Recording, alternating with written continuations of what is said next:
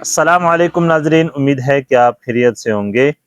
جو لوگ میری طرح کم پیسوں کے ساتھ یعنی کہ 10 سے 12 لاکھ یا اس سے کم پیسوں کے ساتھ جنرل سٹور شروع کرتے ہیں تو ان کو نا ساری ورائٹی ایک دفعہ پوری کرنا مشکل ہو جاتا ہے۔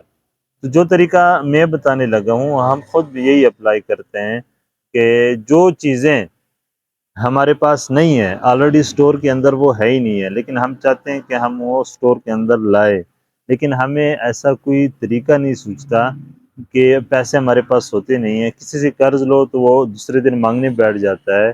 تو ایسے میں نا کیا کرنا چاہیے؟ دیکھیں، یہ جو پروسیس ہے نا یہ تھوڑا لانگ ٹرم ہے۔ آپ نے یہ نہیں کہ سوچا اور وہ کام ہو گیا، یہ نہیں، یہ بات نہیں ہے۔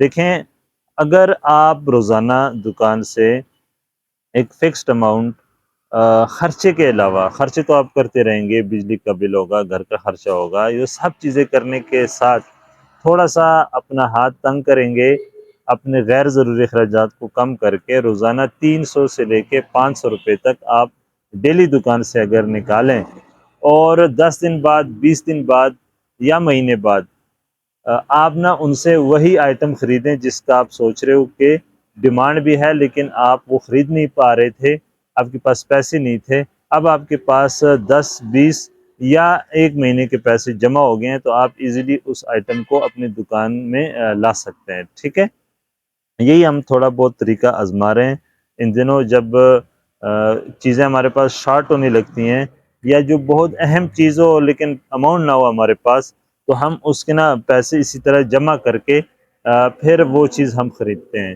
اسی طرح ہر مہینے اگر آپ کریں گے تو سال کے اندر 12 ایسے آئٹم آپ کی دکان میں سرکل کرنا شروع کر دیں گے جو پہلے آپ کے پاس نہیں تھے۔ یاد رکھیں کہ ان سے آپ نے وہ آئٹمس خریدنے ہیں جو پہلے سے آپ کی دکان کے اندر نہیں ہے۔ مثال کے طور پہ سگریٹ آپ کی دکان کے اندر نہیں ہے، آپ نے ایک مہینے وہ رکھ لی ہیں۔ اسی طرح پرفیومز آپ کی دکان کے اندر نہیں ہے، آپ نے تھوڑے سے پیسے جمع کر کے پرفیوم خرید لی ہیں، اپنی دکان کے اندر رکھ لی ہے۔ اسی طرح کاسمیٹکس کا دوسرا سامان تھا، وہ نہیں تھا، وہ آپ نے خرید کے رکھ لی ہے۔ یا کسی اور اچھی کمپنی کی چیز تھی، آپ وہ خریدنا چاہ رہے تھے لیکن پیسے نہیں تھے، آپ اس طریقے سے پیسے جمع کر کے وہ چیزیں خرید سکتے ہیں۔